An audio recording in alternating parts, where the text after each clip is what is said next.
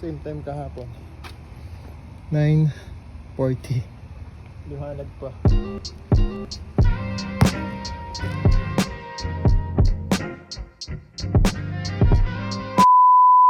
And so, day 2. Day 2 natin. Magtatapon tayo ng basura dito.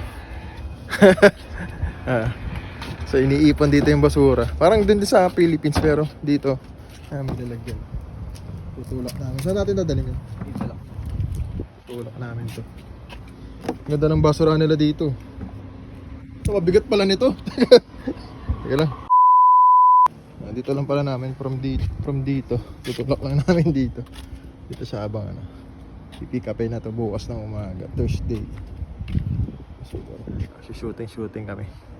Tahimik dito.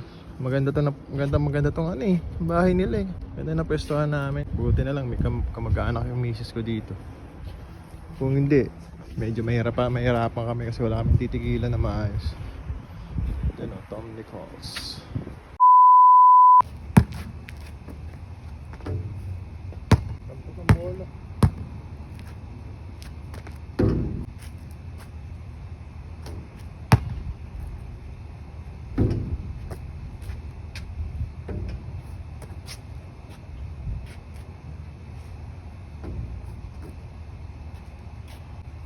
Grabe na ngayon. Same time kahapon. 9:40. Liwanag pa.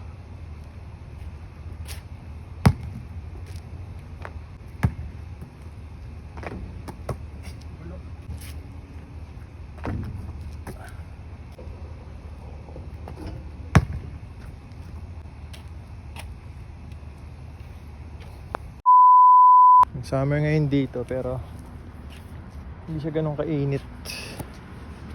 Ano pa rin siya medyo malamig. Siguro ang summer dito parang siya. Parang nasa Tagaytay. Parang ganun yung feels. Naramdaman ko parang nasa Tagaytay, Baguio, parang ganun.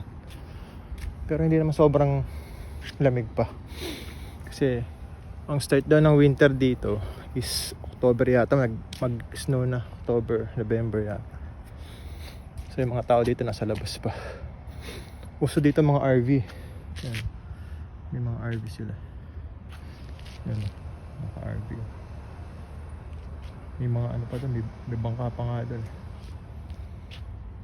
So yun lang for day 2. Lang tayo dito, nagpahinga konti. Tapos tapon basura. Wala masyado. Nagtulog lang kami ngayong araw na to. Wala masyadong ginawa. So di kaya daily vlogs kasi walang laman yung vlog natin. Ang hirap naman kung popost ako na kung ano mga ginakatulad yun, napanood nyo. Nagtapo lang ako basura tsaka nag-shooting. So ito yung backyard. Pakita ko lang sa inyo yung backyard. Kasi kaninang umaga aga nagising ng mga bata. Actually pati ako maaga ako nagising. So nagpunta kami dito sa likod. So yung likod lang park na eh. Maganda talaga dito sa pwesto dito. So ayun, park yan. Diyan kami galing kanina. Kung nakita niyo yung picture ko sa FB page ko. Yan. Morning Pinoy oh. Alaga siya ng aso. Ganda ng aso nyo oh. Ano yun? Huskies. Yan kanina yung anak ko. Dalawang anak ko nag-iaya dyan kanina. Para ko sisipon sa itong ulo ko tuloy ngayon. Kasi lamig eh. Morning nag-iaya doon. So yan nga, dinoktong ko lang tong video na to para sabihin sa inyo na hindi kaya yung daily vlogs. So lang, pag may magandang content tsaka siguro mag-upload. Matagal tayong hindi tayo makapag-vlog, motovlog kasi wala tayong motor. So tingnan ko may bike ako. Bayo ko dito, baka yung gamitin natin. Bike vlog tayo. Bike vlog. So ayun lang. So siguro see you on next na lang siguro video. Pag may medyo mais-ais tayong content. Para lang subaybayan nyo ba ako. Parang hindi naman ako kailangan subaybayan. Parang siguro i-share ko lang yung experience dito. Para sa mga gustong mag-try sa Canada. So yun lang.